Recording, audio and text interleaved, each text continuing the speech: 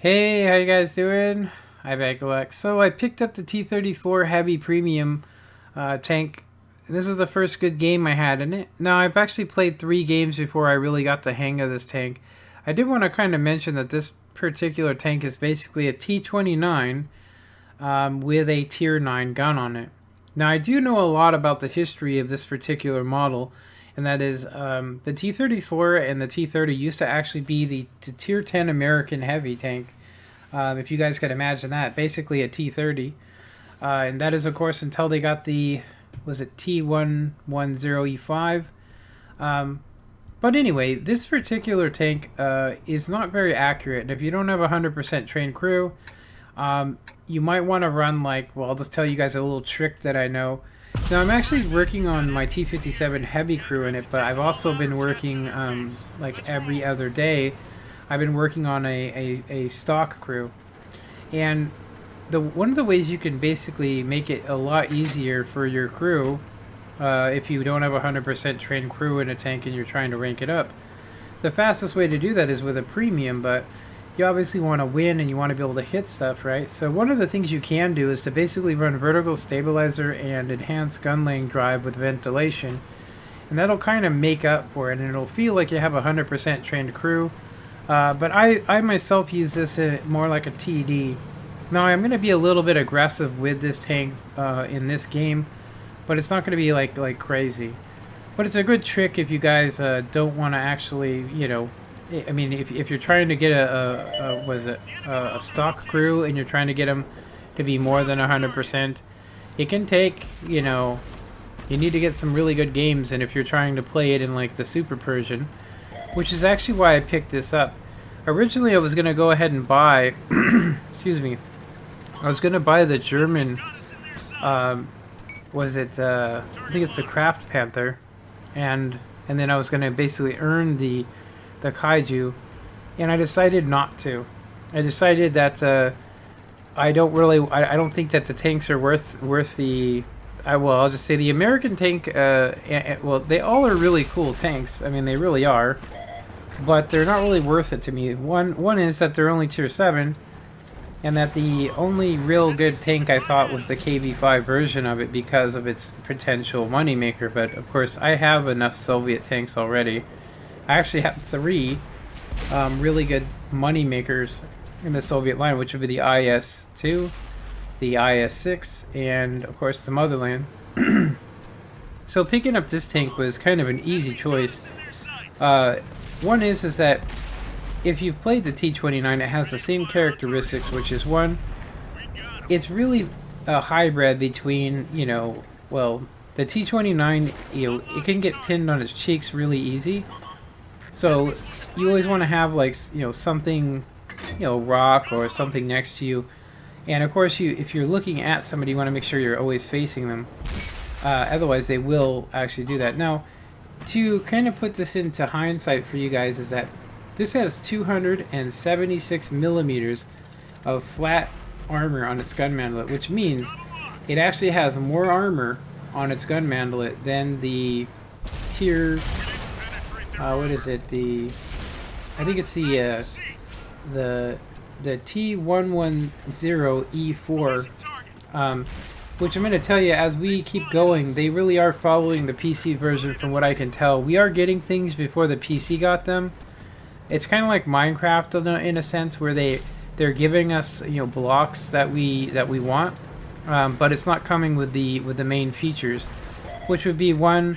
A lot of people would like to have, the physics. Some people would rather have, new takes. I myself, I could wait on the physics, but I would like to have them. I'd also like, hit registration, and I'd like the HE shells to actually, well, they should high roll every once in a while.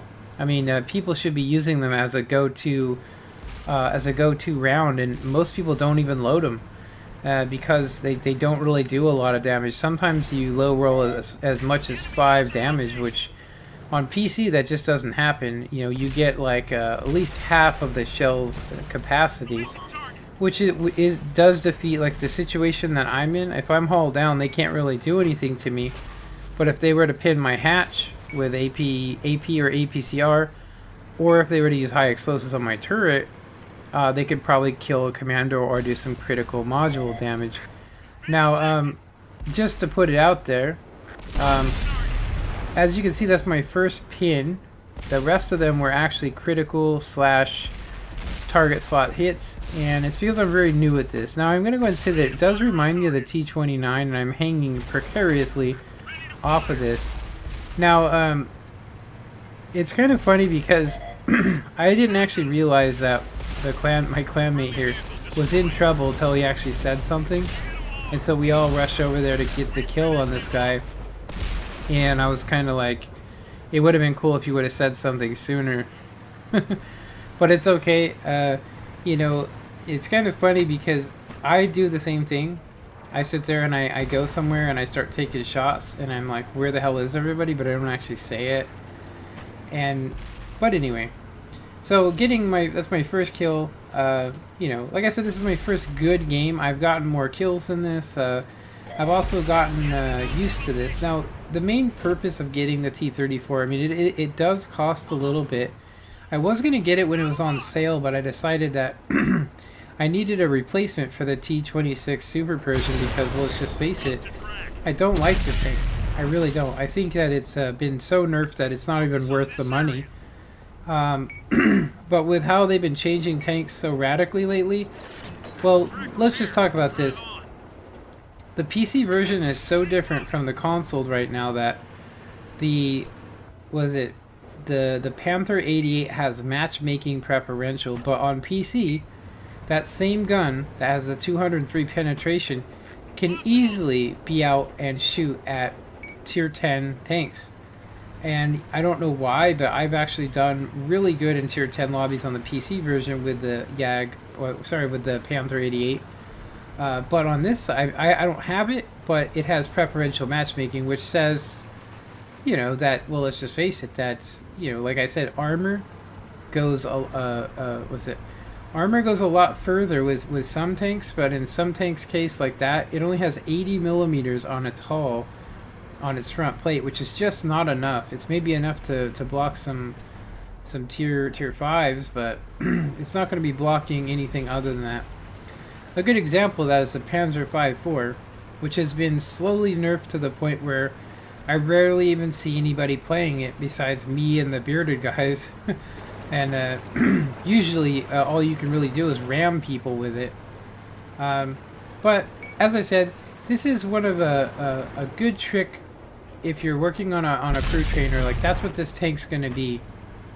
It's going to be my crew trainer. So what that means is, after I'm done getting my T57 crew to having at least 5 perks on it, I'm going to basically start a scratch crew. So I have this set up right now without a gun rammer. I have it set up with ventilation, enhanced gun laying drive, and vertical stabilizer. That basically will help it be a lot easier. The one of the main problems is, without 6th Sense, if you're used to it, you get shot and you're like, wow, how come my 6th Sense didn't go up? And you're like, that's because I don't have any. And so that can be kind of disappointing, but like I said, this is probably my third winning game, and 5 pins in it, which is not very good. I did get 2 kills, and you can see that the speed of this tank just isn't there. It's basically just the T29 with a tier 9 gun, which I will say does tell you that the T29 is absolutely overpowered. But I'm gonna go ahead and say, considering that, you know, if you look at the IS, it's got crazy damage that it can do. They're kind of equaled. You do need a better turret in order to play. But anyway, I hope you guys enjoyed this. I'll be putting up some more footage on this, and I hope you guys enjoyed it. Comment, like, and subscribe, and have a good one. Later.